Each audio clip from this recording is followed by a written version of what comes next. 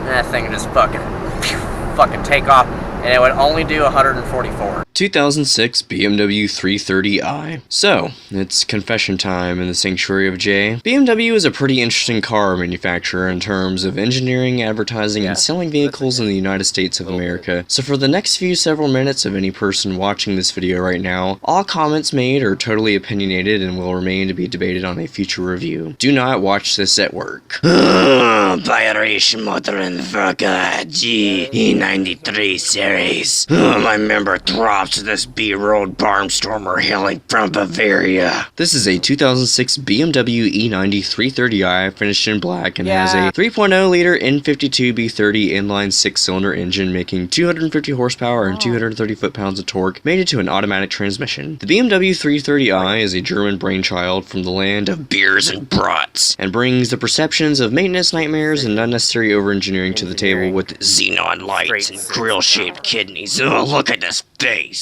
2006 BMW 330i, the official car for the guy that's cool with most walks of life with the exception of the morally unscrupulous and slacktivist subcultured. This 3 Series was originally produced since 2004 and underwent a styling change in 2008 and ended production with the F Series in 2013. And this generation 3 Series was a huge success for BMW, producing over 3 million 3 Series over its 9-year lifespan, so to call this car a failure on paper is almost absolutely an understatement. But even though this car was a success, it brought about this mixed reputability that taints the Kool-Aid faster than you can say or think Heaven's Gate. So let's begin this chapter from the Sanctuary of J with something, I don't know, a little different. Alright, let's open it up a little bit.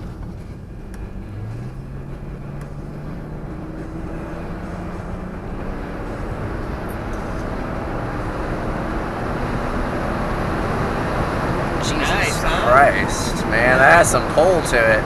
Took a little bit for it to kind of catch on, but I was like, wow, that's yeah. Okay, so usually when I write a review, I either haven't filmed the vehicle yet or haven't quite grasped the concept of what a car represents from an objective perception. My introduction to BMW was sometime around 2008-2009 with a 3 Series diesel rental car that my dad drove when he lived in Germany. And when I think of BMWs in their home market, all is well in the world because BMW is like the Ford or GM of Germany. Oh, but you mentioned BMW over here in the United States, and well, some exceptionally privileged undergrad from UGA greets you at the door, spewing out things like this. Hey guys, check out my Beamer. It's got blue and white checkerboards and it's gotta look like a propeller. Come struck my oblong dick and crack open a cold one with me and my bros. Appreciate German over-engineering and indulge into this 2-string Bitburger and sauerkraut. 2006 BMW 330i. It's an executive compact car brought to you by the likes of pranksters and personas with enough liabilities to offend most millennials. Oh, but millennials love this car because, ooh, you drive a BMW.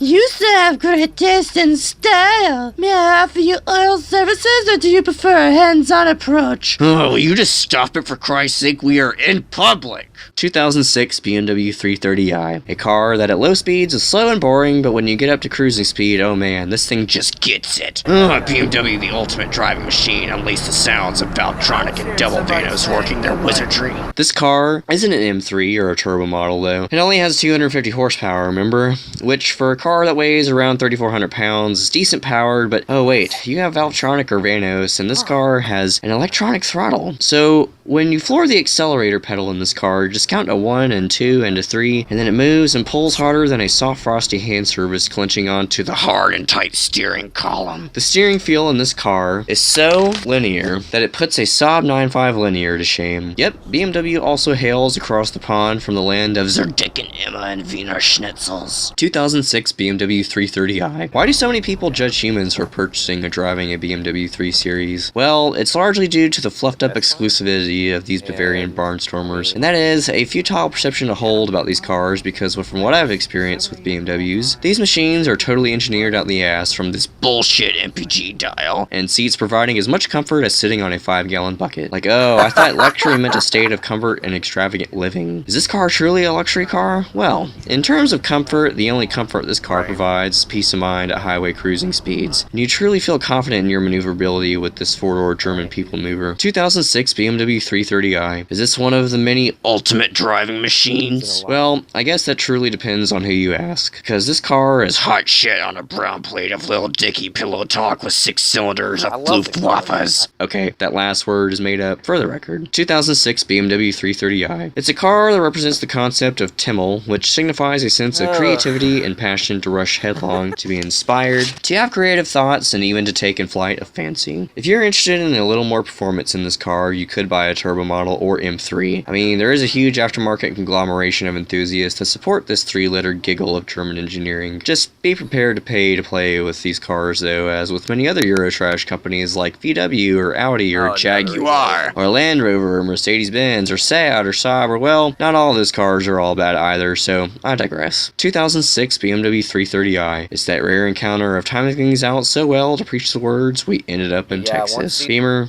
I'm only Just getting started. to be continued. BMW is that that's the top. Oh yeah, no, they know that, and that's the thing, because people look at it as a luxury car, they'll pay the price. Yeah. They're like, I don't give a shit, I'm driving a Beamer.